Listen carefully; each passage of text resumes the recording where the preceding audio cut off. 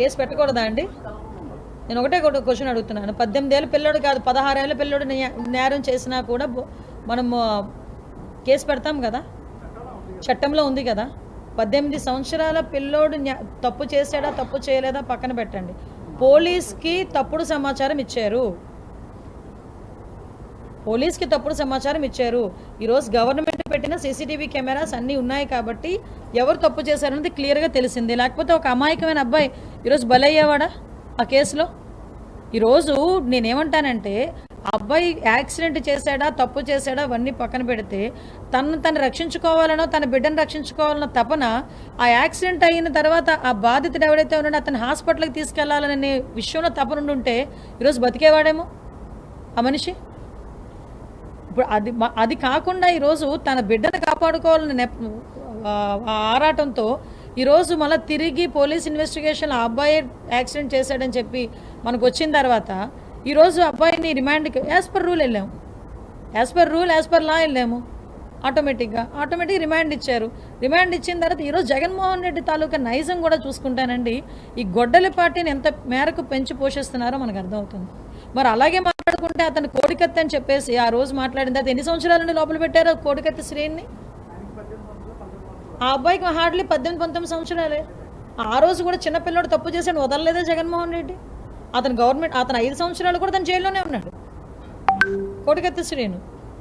అంటే ఓవరాల్గా అంటే తనకు దగ్గరికి వస్తే ఒక న్యాయం, పక్క వాళ్ళకి వస్తే ఒక న్యాయం. తప్పు తప్ప కాదా అది కావాలి. ఆ రోజు కూడా ఈరోజు మీరు అన్నారు పోలీస్ డిపార్ట్మెంట్ మీద ఎలిగేషన్. ఆయన రోజు చేసేదే పోలీస్ డిపార్ట్మెంట్ మీద ఎలిగేషన్, ఆయన చేసేదే.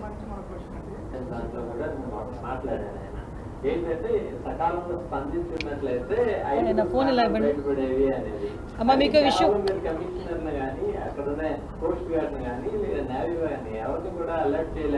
అంటే ప్రత్యక్ష సాక్షి ఆవిడేనండి, తన కాన్స్టిట్యున్సీ అండి, మన నెల్లిమర్ల ఎమ్మెల్యే గారి తాలూకు కాన్స్టిట్యున్సీలో 1వ తారీఖున వాళ్ళు బోట్ మీద వెళ్ళారు.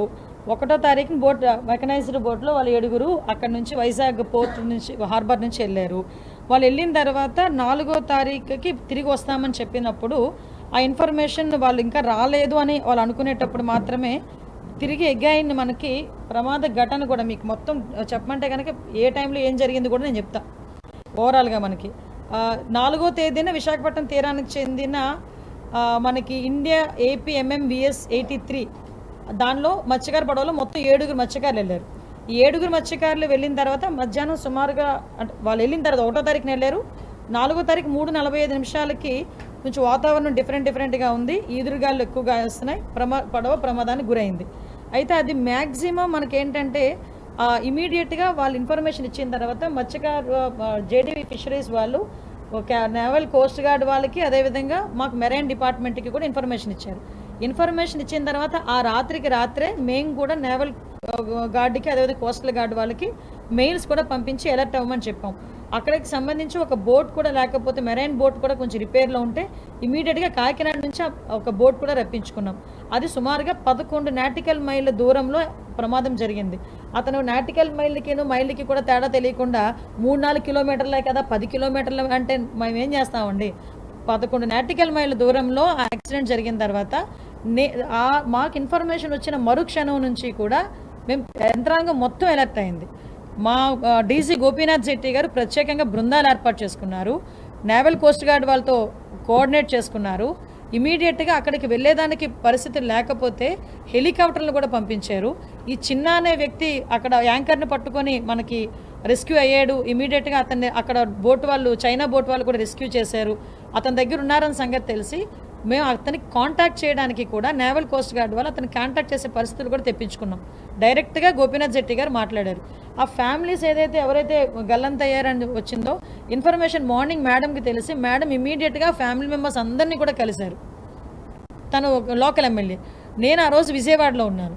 విజయవాడ నెక్స్ట్ డే వేరే ఇంపార్టెంట్ మీటింగ్ ఉండటం వల్ల నేను ఒక పక్క నుంచి కోఆర్డినేట్ చేసుకుంటూ మన అచ్చెన్నాయుడు గారు, నేను, మేడము, కొండపల్లి శ్రీనివాస్, అదేవిధంగా కలెక్టర్ గారు, మన వైజాగ్ కలెక్టర్ గారు మేమందరం కూడా కోఆర్డినేట్ చేసుకున్నాం. దట్ డే ఇంకొక బోట్ కూడా మనకి పారాదీప్ దగ్గర ఇంకొక బోట్ కూడా మనకి అక్కడ పూరి బేస్ అది కూడా ఇంచుమించు 20 మంది మత్స్యకారులు ఉన్నారు. ఈ రెండింటిని కూడా సైమల్టైన్స్గా చూసుకున్నామండి. అంటే ఈరోజు వచ్చేసి ఏదో రాజకీయం చేయాలని నోటుకొచ్చినట్టు మాట్లాడడం కూడా కాదు. ఆ రోజు ఇమీడియట్గా మనకి తనని బోట్ మీద వెళ్ళి తీసుకురావడానికి అవ్వకపోతే ఎయిర్ లిఫ్ట్ చేసామండి.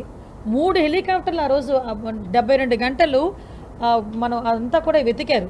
వెతికిన తర్వాత దొరకలేదనే ఉద్దేశంతోనే ఆ కుటుంబాలకి న్యాయం చేయాలని కొల్లు రవీంద్ర గారు వచ్చి ప్రతి ఒక్కరికి కూడా 15 లక్షల చెక్ కూడా ఇమీడియట్గా చెక్ ఇచ్చారు.